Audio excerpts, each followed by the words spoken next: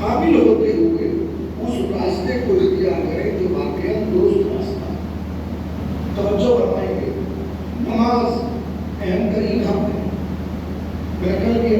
درسوں بھی عرض کیا، اس کی وضاحت اس طرح سے کی کہ یہ اکیلا عالم اسلام کا ایسا حق ہے کہ اس سے زیادہ مرتبہ کسی حق کو رسول نے بتایا ہی نہیں۔ اور یہ سوچیے کہ تو 9 سال کا مسئلہ تھا، اگر مسئلہ 9 سے آگے کا ہوتا تو کیا حال ہوتا؟ لیکن فکر سامنے آتی ہے، انسان سوچتا ہے کہ کیوں ہوا؟ میں نے بتایا نا کل 55,845 مرتبہ رسول نے نماز بتائی ہے۔ 55,845 9 سال میں۔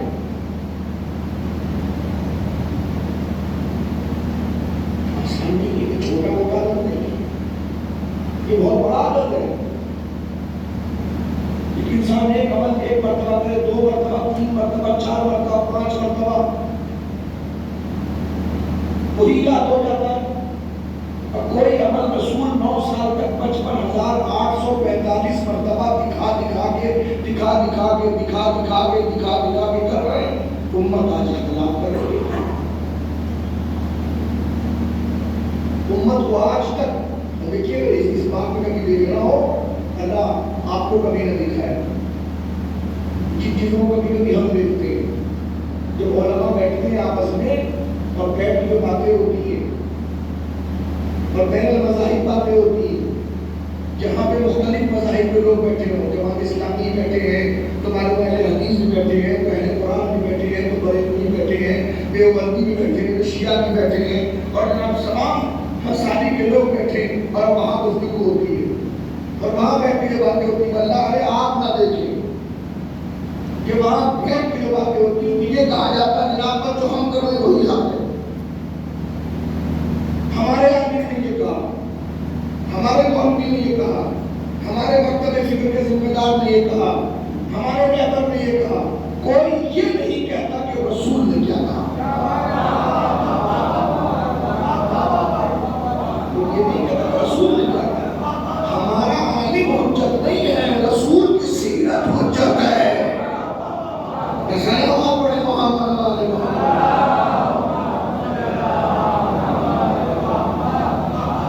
ہر کوئی اپنی بات کے ثبوت میں اپنے مکتب کے اور اپنے مدرس کے اور اپنے فرقے کے، اور یہی ایک بات ہمارے بہت سے علماء جو ہمارے لیے لائق ہے، اسوہ لائق ہے، عمل ہے، ان میں ایک بہت بڑا نام ہے آیت اللہ شرف الدین موسوی عامری کا، لبنان کی زمین پر جبل عالی کا رہنے والے آیت اللہ شرف الدین موسوی، جن کی کتاب آپ نے پڑھی ہوگی المراجعات، اس کا اردو میں ترجمہ علامہ جوادی نے کیا تھا دین حق مذہب حق۔ یہ کیا ہے؟ کتاب کی کتاب کا حقیقت کچھ مکتوبات کا، کچھ خطوط کا مجموعہ۔ اس وقت جامع ازہر مصر کے VC وائس چانسلر جناب شیخ سلیم بشری نے کچھ سوالات ان کی بارگاہ میں لکھ کے بھیجے، انہوں نے جواب دے، سوال جواب 100 کچھ خطوط ہیں دونوں طرف کی، اور عالم تشیع میں یہ اکیلی کتاب ہے جس کو پڑھ کے سب سے زیادہ لوگوں نے شیعت کو قبول کی ہے، سب سے زیادہ دنیا میں جتنے تشیع اختیار ہوا سب شیعت وہ اسی کتاب کو بدولت ہوئی ہے۔ اس لیے کہ 2 بڑے عالم ہیں، شیعہ عالم ہیں سید شرف الدین موسوی عامری اور وہ، اور جامعہ سے بتاؤں کیا آج بھی فکری اعتبار سے جامع ازہر دنیا کے کسی بھی سنی مدرس کو فتوے کا حق نہیں دیتا۔ وہ کہتے ہیں فتوے کا حق صرف ہمیں ہے، ہمارے یہاں کسی کو فتوے کا حق نہیں ہے۔ جامع ازہر آج بھی ان کے درمیان گفتگو ہوئی ہے، اور وہاں یہ بات سامنے آئی، انہوں نے کہا کہ یہ بتائیے، توجہ فرمائیے گا کہ یہ حضور سرور کائنات کی حدیث ہے، ستفرق امتی علی 73 فرقہ کلہم فی النار الا ملۃ واحدہ، عنقریب میری امت کے اندر فرقوں میں تقسیم ہو جائے گی، سب کے سب جہنم میں جائیں گے سوائے ایک فرقے کے۔ یہ ترجمہ میں کر رہا ہوں اور جو امت ترجمہ کیا جاتا ہے، جو بات مجلسوں میں محافل میں دینی اجلاس میں بیان کی جاتی ہے، لیکن لفظی ترجمہ سنیے، سَتَفْرِقُ عنقریب افتراق ہو جائے گا امتی میری امت میں عَلَىٰ ثَلَاثٍ وَسَبْعِينَ فِرْقَةٍ 73 فرقوں، یعنی میری امت میں 73 فرقے ہو جائیں گے، کلہم فی النار، اس کلہم کا معنی آئے گا دیکھیے بھی آپ کو، سب کے سب جہنم میں جائیں گے، الا فرقۃ واحدہ نہیں، الا ملۃ واحدہ، سوائے ایک ملت کے۔ اگر لینگویج کو غور سے دیکھیں آپ تو جملہ کے حوالے منطقی طور پہ کر رہا ہوں میں، رسول نے صاف صاف کہا جہاں جہاں فرقہ بندی ہوگی وہاں وہاں نجات نہیں ہو سکتی۔ 70 فرقوں کا مطلب کیا ہے؟ جہاں بھی افتراق ہوگا، جہاں فرقہ بندی ہوگی، جہاں الگ الگ کیا جائے گا، جنت میں فرقے نہیں جائیں گے، جنت میں ملت جائے گی، ملت۔ تو فرقوں میں ملت میں فرق کیا ہے؟ فرقوں میں ملت میں فرق یہ ہے کہ جہاں اپنا راستہ الگ چنا جائے وہ فرقہ ہے، اور جہاں اپنے جگہ پر باقی رہا جائے وہ ملت ہے۔ امام شرف الدین موسوی نے شیخ سلیم بشری سے پوچھا کہ ہم شیعہ حسنہ و شیعہ آپ کے سامنے کھڑے ہیں، تاریخ کے کسی ایک موڑ پہ ہمیں دکھائیے کہ ہم نے فرقہ بندی کی ہو۔ یہ چیزیں کہہ رہا ہوں کہ ایک مرتبہ دکھائیے، آپ ایک مرتبہ آپ کہتے نہیں نہیں ہوا ہے تو دکھائیے کہ وہ فرقہ پیدا کرنے والے شیعہ ہو۔ اب آپ کہیں دلیل، کہ دلیل سب سے بڑی یہ ہے کہ حضور نے فرمایا تھا یا علی انت وشیعتک هم الفائزون یوم القیامہ، اے علی تو اور تیرے شیعہ قیامت میں کامیاب ہوں گے۔ اس کا مطلب حضور کی زندگی میں علی بھی تھے، علی کے شیعہ بھی تھے۔ اب جو رسول کی زندگی میں ہے، اس رسول کے تیرے شیعہ کامیاب ہوں گے، تو اس کا مطلب ملت شیعہ موجود ہے۔ اب اگر کوئی ملت شیعہ آج تک ہو تو اس کا مطلب ملت باقی ہے۔ اب جس فرقے کا آپ نام لیں، رسول کی زندگی میں پہلے اس کا وجود دکھائے۔ جو بتائیے گا آپ جس فرقے کا نام لیں، پہلے رسول کی زندگی میں اس کا وجود دکھائے، اس کا نام دکھائے، اس کا نام۔ اہل قرآن بتائیے کہاں، اہل حدیث بتائیے کہاں ہے، جماعت اسلامی بتائیے کہاں ہے، حنفی بتائیے کہاں ہے، مالکی بتائیے کہاں ہے، شافعی بتائیے کہاں ہے۔ کسی ایک فرقے کا نام، اس کا مطلب شیعت موجود تھی، لوگوں نے اس سے منہ موڑنا شروع کر دیا۔ جو منہ موڑتا رہا، فرقہ بناتا رہا، رسول نے کہہ دیا جنت میں ملت جائے گی، فرقہ نہ جائے گا۔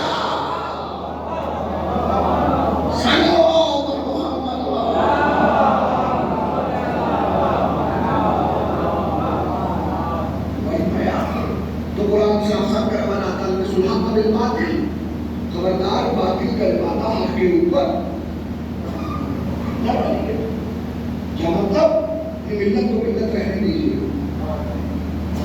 اپنے مزاج کو اس بدلی بدلنے کے لیے ہمیں خاص مزاج کا محبت پیش کرنا چاہتا ہوں۔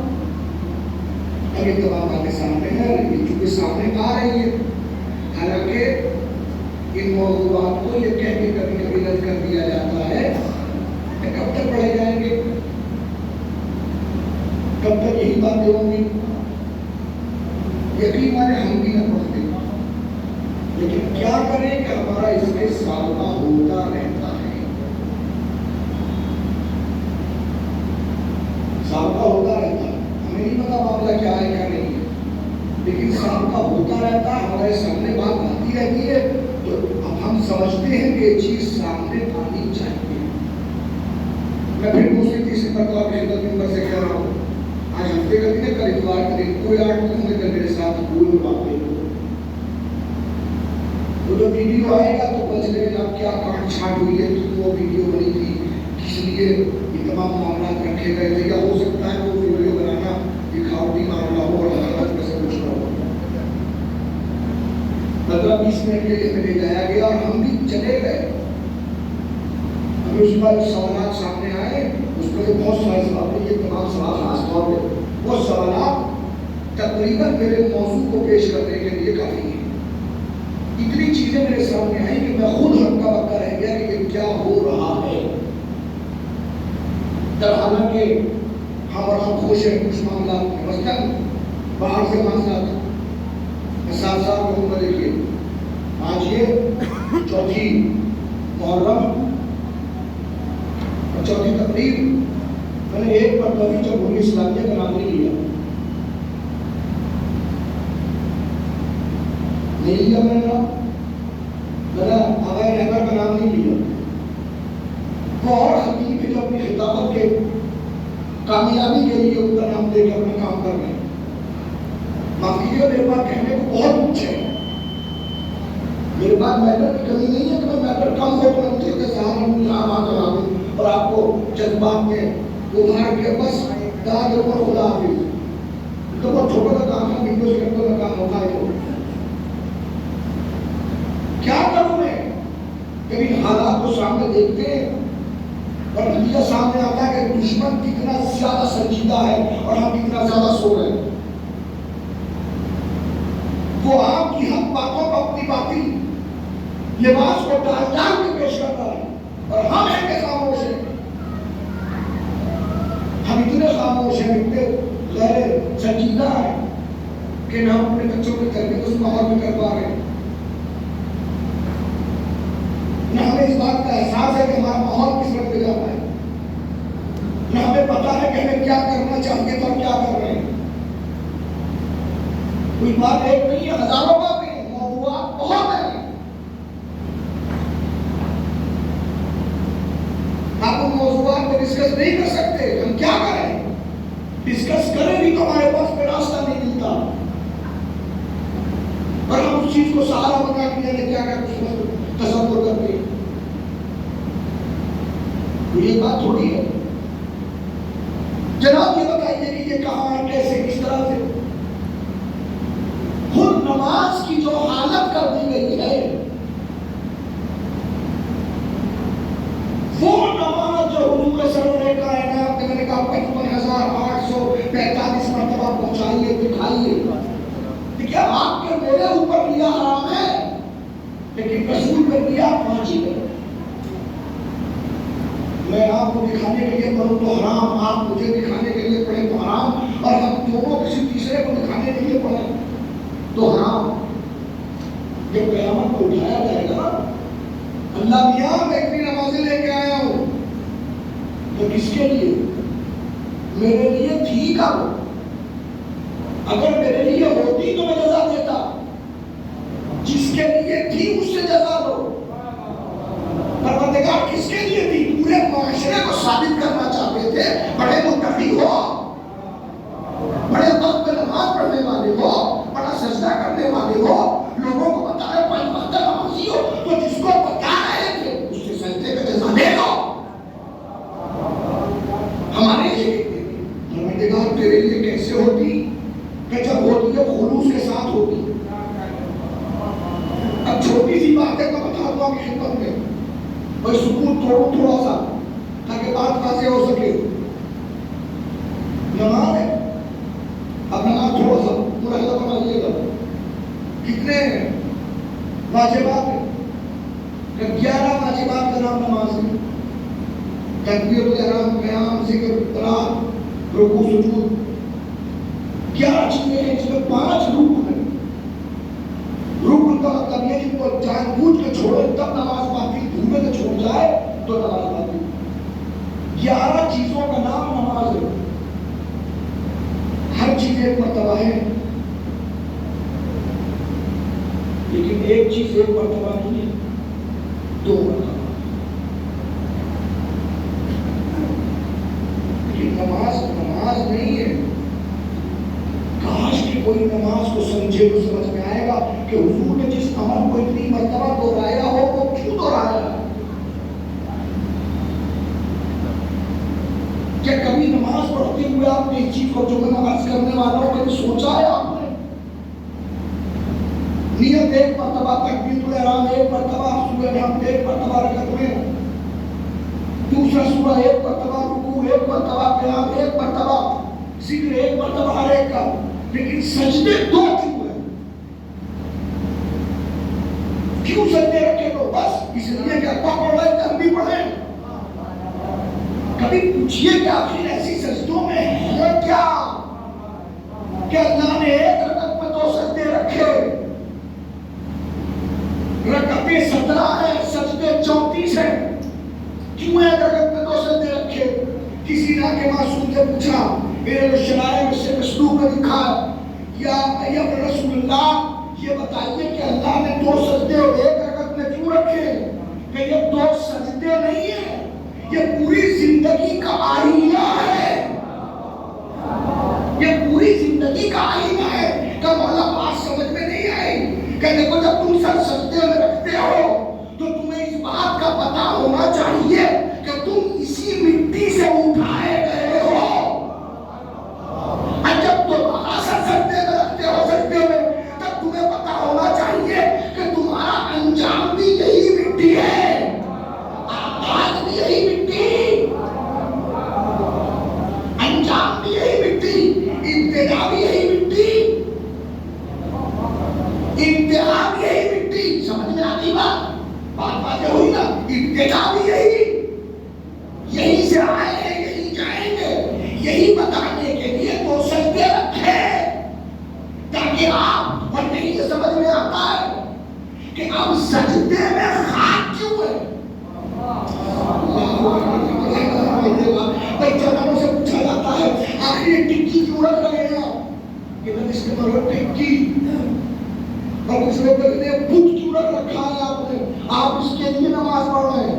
میں نے کہا بت پر نماز پڑھنا اور ہے، بت کے لیے نماز پڑھنا اور ہے. اگر اس کو سامنے رکھ کے پڑھتے تو یہ بت ہوتا، پھر اس کے لیے ہوتا. ہم اس کے لیے نہیں پڑھتے، اس پر پڑھتے ہیں. سجدہ اس پر تاکہ ہم یہ ظاہر کرتے ہیں قالین بہترین قالین، بہترین قالین، بہترین مصلی، سب کچھ اللہ نے آپ کو دیا. لیکن اچھے قالین اور اچھے مصلی کے باوجود آپ نے چھوٹی سی سجدگاہ رکھی. کیوں رکھی؟ تاکہ یہ معلوم ہو سکے اسی مٹی سے آئے ہیں، اسی مٹی میں جائیں گے، اسی مٹی سے آئے ہیں، اسی مٹی سے جائیں گے. یہی جو سمجھ میں آتا ہے کہ شیعوں کے نزدیک خاک شفا کی حیثیت کیوں ہے. دنیا کوئی مٹی رکھ کے شیعہ خاک شفا رکھ کے بتاتے ہیں ہم اسی مٹی سے آئے ہیں، اسی مٹی میں جائیں گے. ہماری ابتدا خاک شفا ہے، ہماری انتہا کون سمجھ رہا ہے سجدہ کرتے ہوئے کہ اسی کی طرف. جتنے لوگوں نے سوچا کہ اس طرح سے کہا جائے، مسئلہ یہ جب ہمیں پتہ ہی نہیں ہے، جب ہمیں معلوم کرنے کا سلیقہ ہی نہیں ہے، جب ہم نے کوشش ہی کبھی نہیں کی، جب ہم نے دریافت ہی نہیں کیا، جب ہم نے کبھی پوچھا ہی نہیں، تو دنیا تو کام کر رہی ہے. لیکن چیزیں نہیں ہیں، نہیں ہے تو درخواست بھی کہاں سے پڑ رہا ہے.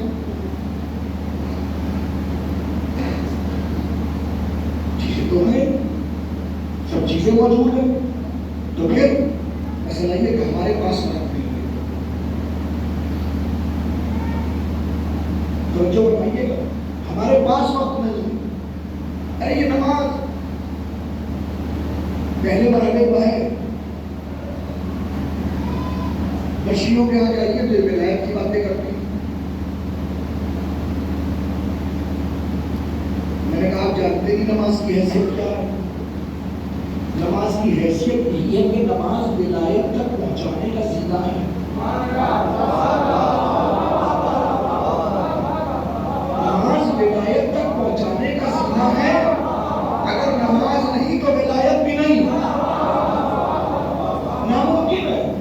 ہو ہی نہیں سکتا.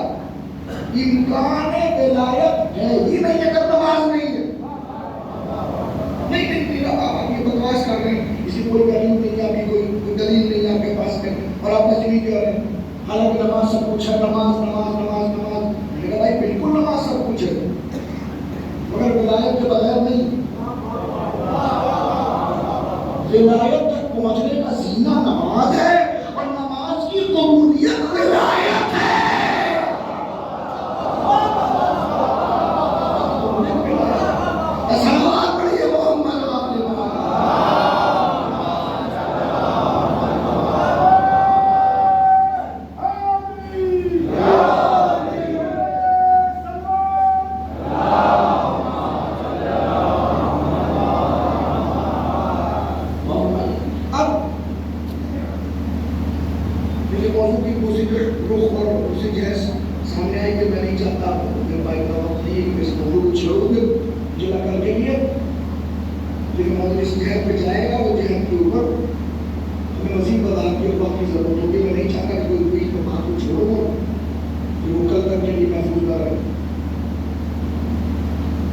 لیکن نماز کے توجہ بتائیے بات ہے نماز کرنا. اگر ولایت اتنی اہمیت رکھتی تھی تو بات نہیں کروائی.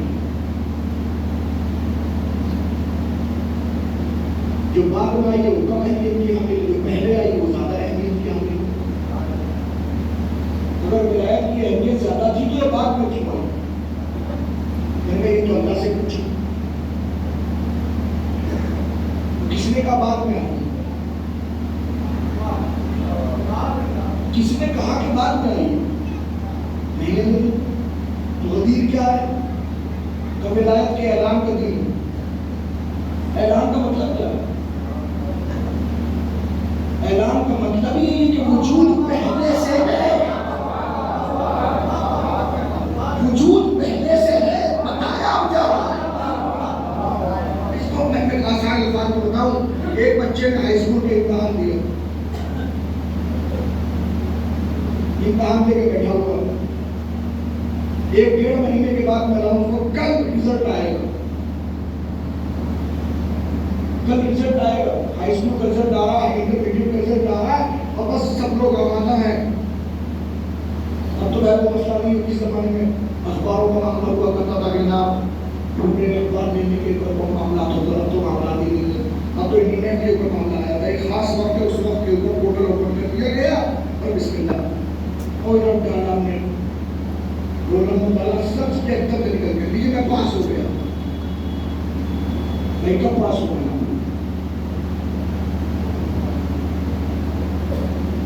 آپ پاس کب ہوئے؟ دیکھیے جو سمجھدار بچہ ہو تو کہے گا جناب جس دن کاپی چرچی تھی اس دن پاس ہوا تھا. آج تو اظہار ہوا, اعلان ہوا ہے, آج پاس نہیں ہوئے. پاس تو اس دن ہوئے تھے جس دن ہماری کاپی چاچی گئی تھی. اور کوئی بہت دیر تک چاہا کہ نہیں پتا اسی دن پاس ہو جس دن میں لکھ کے آیا تھا. اس لیے کہ ہر بچے کو پتا ہوتا ہے کہ وہ کیا لکھ کے آیا, کیا جواب ہے, کتنا پاس ہے, کتنا فیل ہے. تو اسے پتا ہے کہ ولایت پہلی منزل میں نہیں ہے, بہت پہلے سے ہے. آپ نے ثبوت کیا ہے؟ جو ثبوت قرآن کی آیت موجود ہے. فَإِذْ أَخَذَ اللَّهُ مِيثَاقَ النَّبِيِّينَ, اللہ نے تمام انبیاء کی ارواح کو جمع کیا اور فوراً وہ صرف انبیاء کی, تمام انسانوں کی اور تمام مخلوقات کی ارواح کو جمع کر کے الستُ بربکم, کیا میں تمہارا رب نہیں ہوں؟ ہاں قالوا بلا, سب نے کہا ہاں. تو اللہ کی بندی ہے اپنی جگہ پر توجہ بتائیے گا, کوئی ایک دو نہیں. عالم ارواح کی اس کیفیت کو اگر دیکھنا چاہتے ہیں, اب دیکھیے عجیب بات ہے, گفتگو آج ہو رہی ہے. یوم السبت سیٹرڈے ہفتے کا دن ہے, کل جو دن گزرا اس کی حیثیت کیا ہے؟ جمعہ. جمعے کو جمعہ کیوں کہتے ہیں؟ لیکن بات سامنے آ گئی. میں آیت پڑھ کے رک گیا, دلیل کے طور پر ایسی چیز لے کے آیا ہوں آپ کی خدمت میں جس کو آپ دیکھ کے محسوس کریں گے. جمعے کو جمعہ کیوں کہتے ہیں؟ روایتیں پڑھیں تو معصوم بتائیں گے. جمعے کو جمعہ اس لیے کہتے ہیں کہ اس دن اللہ نے تمام ارواح کو جمع کیا تھا. کیوں جمع کیا تھا؟ کہ ہر ایک مخلوق سے ولایت علی کا عہد لیا تھا. علی کی ولایت کا عہد جمعے کے دن لیا تھا. جمعے کے دن اس لیے اسے جمعہ کہتے. اب سمجھ میں آیا جمعے کی نماز بدھ کو کیوں پڑھائی گئی.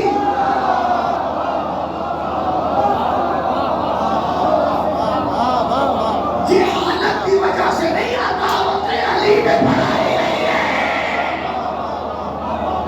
صلوات پر محمد والی.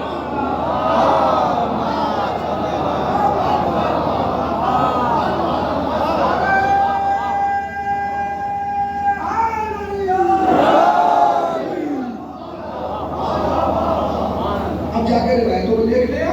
یہ روایتوں میں نہ بھی میرا کرے کہ جمعے کو جمعہ کیوں کہا گیا. جمعے کو جمعہ کہا اس لیے گیا ہے کہ اس دن ولایت علی کے لیے امت کو جمع کیا گیا. اور یہیں سے روایت ملتی ہے. چھوڑیے میں روایت چھوڑوں گے اپنی میرے پاس میں. بسم اللہ الرحمن الرحیم. یا ایھا الذین آمنوا اذا نودی للصلاۃ من یوم الجمعۃ فاسعوا الی ذکر اللہ وذروا البیع ذلکم خیر لکم ان کنتم تعلمون. صاحبان ایمان جب بھی تم اذا نودی للصلاۃ من یوم الجمعہ جب جمعے کا دن آئے تمہیں نماز کی طرف بلایا جائے فاسعوا الی ذکر اللہ تو اللہ کے ذکر کی طرف دوڑو. کسی نے پوچھا مولانا اس اللہ کے ذکر سے مراد کیا ہے؟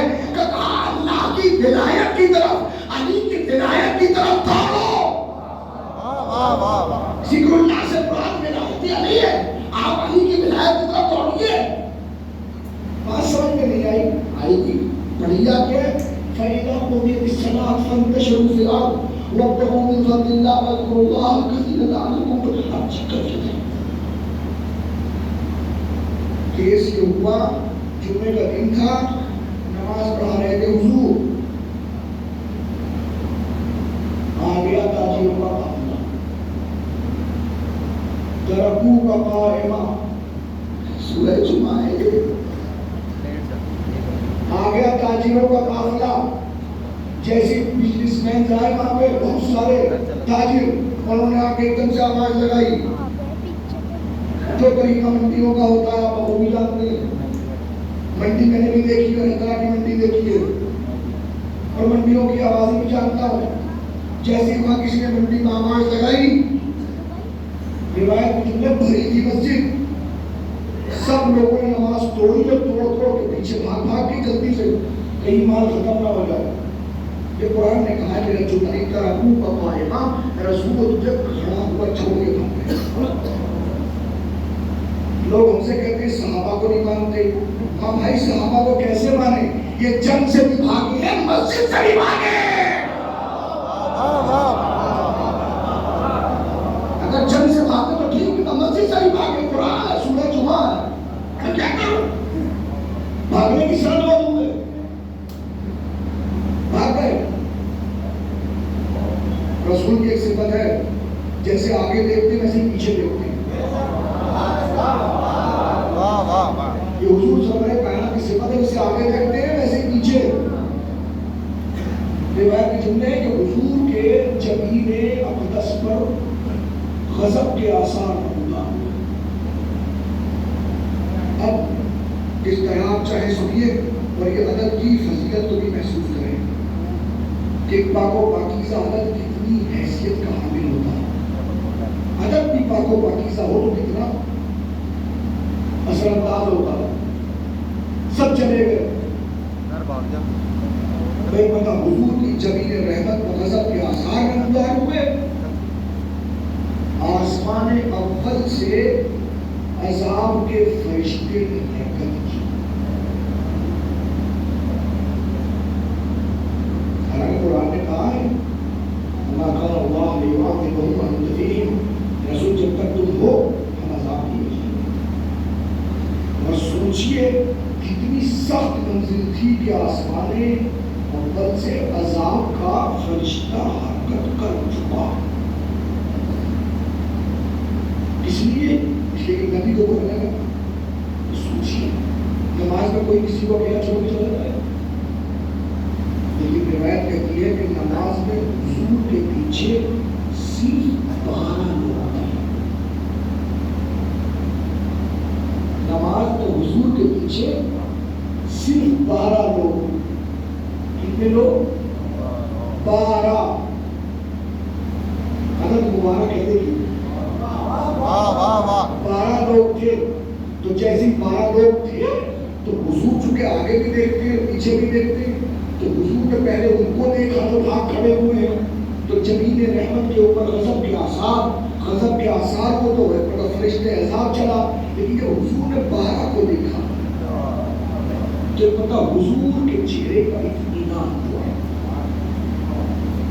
نماز ختم ہوئی, جبرائیل آ گئے اور آنے کے بعد میں کہا یا رسول اللہ ان 12 لوگوں کو مبارکباد دیجیے کہ آسمان اول سے عذاب کا فرشتہ چل چکا تھا. اگر یہ 12 نہ ہوتے تو آج پوری امت کے اوپر عذاب ہو جاتا اور سب کے سب زندہ جل جاتے. لیکن اللہ نے ان 12 کی وجہ سے پوری امت کے اوپر سے عذاب ہٹا دیا. مجھے نہیں معلوم آپ نے کیسے محسوس کیا. اللہ نے کہا ان 12 کی وجہ سے پوری امت کے اوپر سے, حالانکہ میں ہاتھ جوڑ کے پوچھوں یہ 12 کیسے ہیں؟ گنہگار یہ, خطاکار یہ, عصیانکار یہ. ظاہر ہے کہ یہ معصوم نہیں ہے, یہ پیچھے کھڑے ہیں, جاہل بھی ہے, یہ پورا عالم بھی نہیں, ناممکن ہے. مزید العلم کا تمغہ ان کے لیے تو ہے نہیں.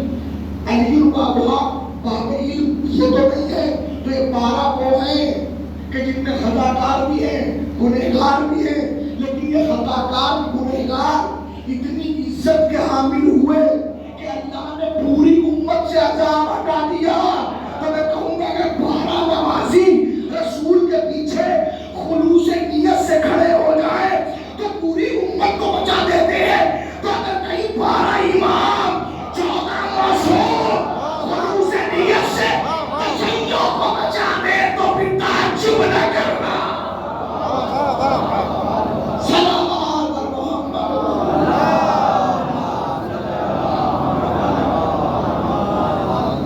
خلوص نیت ہونا چاہیے. حق کو حق کی جگہ, باطل کو باطل کی جگہ. اور فرمایا آپ نے کربلا اسی پیغام کا اظہار ہے. حق کو حق کی جگہ, باطل کو باطل کی جگہ. اگر کوئی رکھ سکتا ہے اور کوئی ساتھی پہ آ سکتا ہے تو پھر وہ کربلا کے ساتھ آپ کی ظاہر کرے.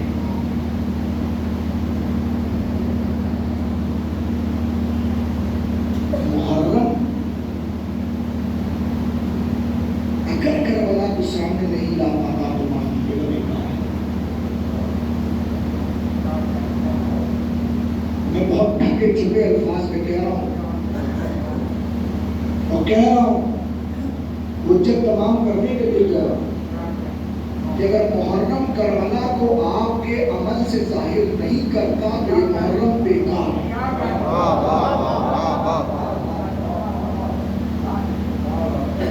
حق تو ہو, حق باپ کا بھی ہے, حق بھائی کا بھی ہے, حق پڑوسی کا بھی ہے, حق خاندان کا بھی ہے, حق قبیلے کا بھی ہے, حق گاؤں کا بھی ہے. میرے کسی عمل سے اگر میرے خاندانے کی بے عزتی ہوتی ہو تو جتنا عمل شدید ہوگا اتنا گنہگار ہوگا. جتنا بڑا گناہ ہوگا اتنی زیادہ سزا کا حقدار ہوگا. آدھے خامنئی کے پوسٹر لگا کے آپ یہ تصور کر رہے ہیں کہ آپ جنتی ہیں, آپ نے جنت خرید لی ہے.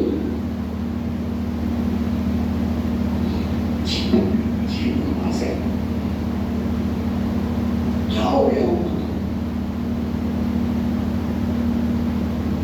کیا ہو گیا امت کو؟ کربلا کا اظہار ہو گیا. کیسے کربلا کا, کیسے کیسے پہلی مرتبہ کربلا ابھی 1 گھنٹے پہلے میرے پاس سے کوئی میں نے دیکھا اس کو. کتاب کا نام بیان المصالح. آج ہی میں نے پہنچی آج ڈاؤن لوڈ کی میں نے, اور 1 گھنٹے پہلے میں نے پڑھا تو دیکھنا چاہوں ایسا اچھا ابھی کتاب کو اس کتاب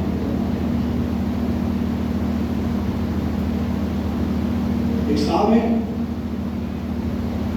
بڑے اچھے حالات ہیں, اچھے حالات کے ساتھ وہ ہر سال چاند رات میں بہترین شربت کی سبھی عالیشان شربت، ایسا شربت کہ پورے سال مومنین انتظار کرتے ہیں محرم کی چاند رات ہوگی تو ان کے یہاں جا کے شربت چکھائیں گے۔ حالات پتہ نہیں کیا ہوئے، حکومت کچھ خلاف ہوئی اور ایک مرتبہ اٹھا کے جیل میں ڈال دیا۔ پیچھے گھروں کے پاس آنسو کا کچھ نہیں تھا، سامان بکنے لگا، بکتے مولد یہ ہوئے کچھ پہنچ، یہ جیل میں تھے اور ایک مرتبہ انہوں نے بارگاہ خدا مہدی مولانا حسین کے توسط سے دعا کی، مولا میں جیل میں زندگی بھر رہا ہوں، کوئی مسئلہ نہیں، مگر میرے گھر سبھی لوگ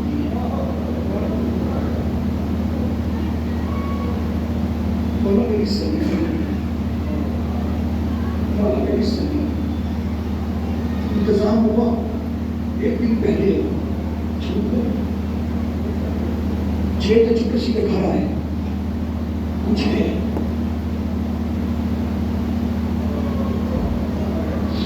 کچھ ہے کچھ نہیں، کیسے کچھ انتظام نہ ہو سکا، ٹھنڈا پانی، چینی کی سمسیا ہوئی، چینی گھولی، سبھی پکڑے، وہ لوگ شوق میں آتے تھے، ان نے اٹھا تھوڑا سا پیا، وہ پکڑ رکھا، 100 200 پورا شربت، شربت کیا ہے؟ ٹھنڈا پانی، اس میں چینی ملی ہوئی ہے اور خوشبو نہیں۔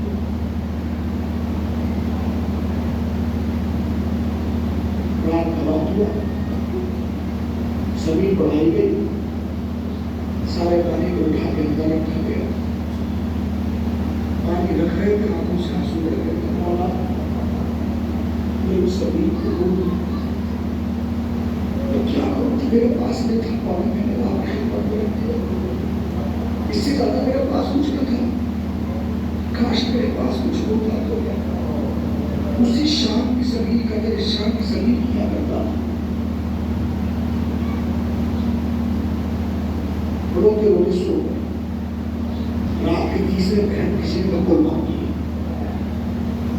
دروازہ کھڑا ہے، اس وقت کون ہے؟ دروازہ کھولا، کیا دیکھا؟ کچھ لوگ کھڑے، ہم مسافر ہیں، ہمیں شدت سے پیاس لگی ہے، کچھ پینے کو ملے گا؟ ہاں ہاں آئیے آئیے، سبھی کا پانی تو رکھا ہی ہے، اور لوگ آتے ہیں، وہ کہہ رہے ہیں مجھے پتا نہیں یہ آخر کون لوگ ہیں، کپڑے بھی الگ ہیں، لباس بھی الگ ہے، انداز بھی الگ ہے، اور پانی پی رہے سب ختم ہو گئے۔ جب سب پانی ختم ہوا تو انہوں نے فوراً بولا کہ شکریہ، سبھی کا پانی باقی نہیں بچا، تو اب احساس ہوا تو دیکھا تو وہ کچھ اور، کپڑے کچھ اور، جو سب سے آگے تو ان کے پاس پہنچے اور جا کے کہا معاف کیجیے گا، ہمیں پہچانے نہیں، آپ کون ہیں؟ کہ میں حبیب ابن مسعود، میں حبیب ابن مسعود، حبیب ابن مسعود، ہاں ہاں ہم کربلا سے آئے ہیں، مجھے دیکھ رہے ہیں یہ کوئی اور نہیں ہے، یہ شہداء کربلا ہے، اس لیے تھوڑی دیر پہلے ہمیں ہمارے مولا حسین کا حکم ہوا، دیکھو فلاں جگہ ہمارا چاہنے والا سبھی بیٹھا تھا، لوگوں نے اس کا پانی نہیں پیا، جاؤ جاؤ جاؤ، سمجھے آپ، محسوس کیا آپ نے، اب میں ہاتھ جوڑ کے کہوں آخر حبیب ہی کیوں؟ بہت سارے کام تو عباس سے کرواتے ہیں مولا، بہت سارے کام علی اکبر سے کرواتے ہیں مولا، حبیب سے کیوں؟ تاکہ قوم کو حبیب کے نزدیک لایا جا سکے، اس لیے کہ حبیب کوئی عام نہیں ہے، آج بھی جا کے دیکھیں، آج بھی اللہ توفیق دے اس مجلس کے طفیل جائیں اور جا کے دیکھیں، آج بھی جب بارگاہ مولا حسین میں جاتے ہیں، حسین کو سلام بعد میں ہوتا ہے، حبیب کو سلام پہلے۔ کیوں؟ اس لیے کہ اللہ نے انتظام ایسا رکھا۔ روایت کے جملے 2 محرم کو حسین کربلا پہنچے اور 4 محرم کو پہلا یزیدی قافلہ شمر کھایا ہے، 4000 سپاہیوں کے ساتھ زمین کربلا لرز گئی تو گھوڑے دوڑ رہے تھے، تڑپ کے بچے سہم گئے۔ مولا حسین علیہ السلام نے خیموں کے دروازے کو پردے ڈلوا دیے، کہیں یہ اڑ کے خاک اندر نہ پہنچے۔ وہ ایک مرتبہ شہزادی زینب نے پوچھا، بھیا کون آیا ہے؟ بہن شمر آیا ہے۔ اور اب سلسلہ شروع ہو گیا، بار بار قافلہ آتا جاتا ہے اور بار بار زینب پوچھتی ہے کون آیا؟ تو جان کے دشمن آئے ہیں۔ کون آیا؟ خون کے پیاسے آئے ہیں۔ کون آیا؟ پیر طلب کرنے والے آئے ہیں۔ کون آیا؟ عبید اللہ بن زیاد کے سپاہی آئے ہیں۔ اب خودی آ گیا، اب کربلا آ گیا، اب شمر آ گیا، اب عمر بن سعد آ گیا، اب یہ آ گیا، نام لیتے لیتے روایت کہتی ہے ایک مرتبہ 6 تاریخ کو زینب نے ایک مرتبہ فضہ سے کہا، اما فضہ ذرا میرے بھائی کو بلا کے لے کے آؤ۔ روایت کہتی ہے مرتبہ بھائی آئے، شہزادی احترام میں کھڑی ہوئی، بہن کیوں بلایا ہے؟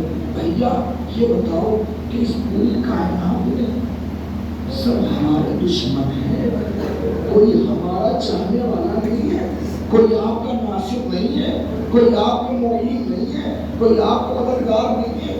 ہاں ہاں بہن ہے تو صحیح، کون ہے؟ میرا بچپن کا دوست حبیب، میرا بچپن کا دوست حبیب۔ حبیب تو بلاتے کیوں نہیں ہے؟ ہاں بلائیں گے بھیا، ابھی لکھیے، ابھی خط لکھیے۔ خط لکھا اور قاصد کو دیا، قاصد کوفے پہنچا۔ روایت کے جملے ہیں حبیب کھانا کھا رہے ہیں، بات ہوا کون؟ انا برید الحسین، میں حسین کا قاصد ہوں۔ کھانا چھوڑا، دوڑ کے تو پہنچے، خط لیا، آنکھوں سے لگایا اور ایک مرتبہ خط کھولا۔ اب جو پڑھا تو پہلی صدر پڑھ کے چیخ نکل گئی، لکھا تھا من الحسین الغریب الى الرجل الفقیہ حبیب ابن مظاہر، رجل فقیہ کی طرف حسین غریب کے طرف حبیب روایت میں دیکھا، مگر بیوی کو دیکھا، کس کا خط ہے؟ حسین کا خط ہے۔ کیا لکھا؟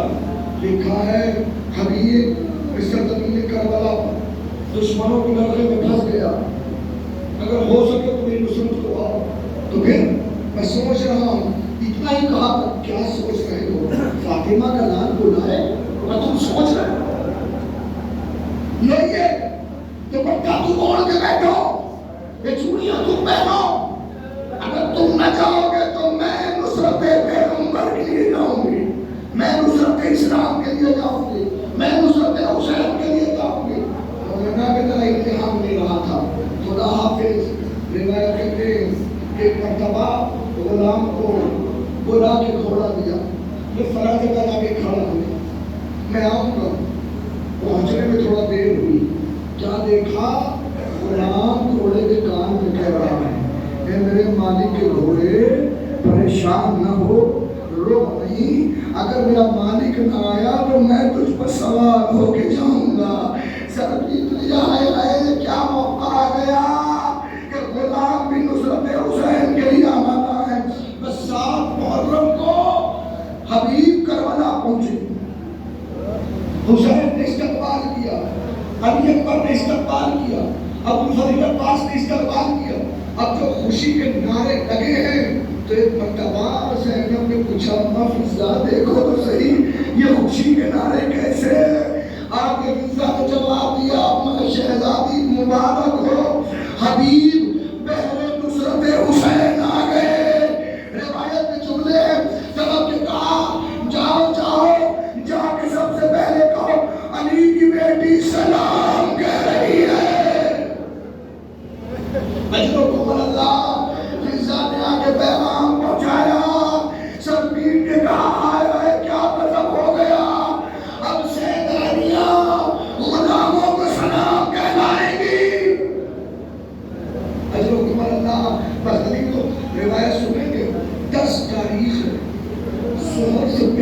وقت ابو سمامہ سیدادی نے کہا مولا ہم آخری نماز آپ کے ساتھ پڑھنا چاہتے ہیں۔ اوپر دیکھا جعلک اللہ من المصلین، اللہ تجھے نماز گزاروں میں شمار فرمایا۔ ہاں ہاں صفیں درست کرو، صفیں درست ہونے لگی، ادھر سے تیر چلنے لگے۔ کسی نے کہا کہ جا کے ان سے کہو کہ ابھی رک جائے، نماز پڑھنی جائے۔ جیسے جملے کہے روایت کرتی ہے حسین ابن نمایہ نے، جس نے جناب علی اکبر کا سینہ پرچی کا بھر لگایا، اس نے چلا کے کہا حسین تمہاری کوئی نماز قبول نہ ہوگی۔ لعنت اللہ، برداشت نہ ہوا حبیب سے، فوراً کہا مولا بس میں نماز پڑھ چکا، اب نماز آپ کے نانا کے پیچھے جنت میں ہوگی۔ یہ کہتے تلوار کھینچے تیزی سے حملہ کیا ہے۔